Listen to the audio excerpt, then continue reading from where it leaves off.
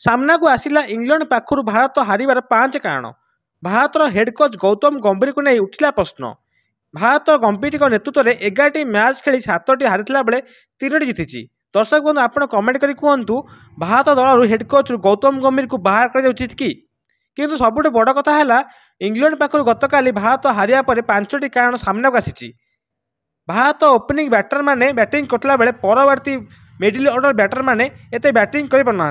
भारत प्रथम इनिंग्स रे 430 run 4टी wicket जाइला बेले परवर्ती 6टी विकेट 41 रन भितर आउट होते। से द्वितीय इनिंग्स रे भारत ओपनर बैटर माने बैटिंग करी 287 रन रे 4टी विकेट जाइला बेले परवर्ती 6टी विकेट 76 रन जाइला। द्वितीय पराजयर कारण है साई सुदर्शन। साई सुदर्शन को प्रथम डेब्यू मैच थिला बेले आईपीएल थिला हीरो किंतु टेस्ट मैच रे होइचन जीरो। प्रथम इनिंग्स रे कौन रन न करला द्वितीय इनिंग्स रे मात्र 30 रन कर आउट होते।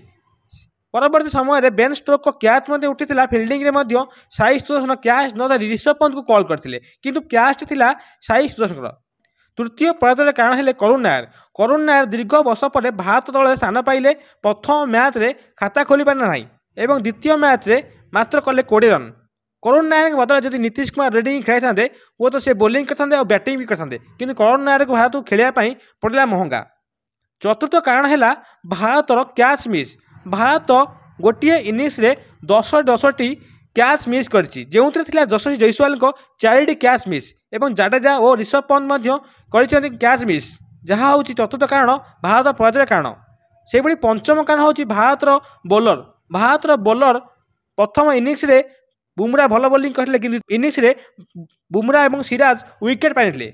बुमरा 5टी विकेट पाइला बेले सिराज 2टी विकेट पाइले। प्रसिद्ध कृष्णा 5टी विकेट, सरदार ठाकुर 2टी विकेट, जाडेजा मात्र 1 विकेट पाइले। भारतीय बोलिंग मध्य फेल होइछि इंग्लैंड बैटर आगे जहाँ थिला कि पंचम कारण भारत हारिबार मुख्य। दर्शक आप कमेंट करी कहतु केउ कारण लगी भारत ए टेस्ट मैच हारिछि।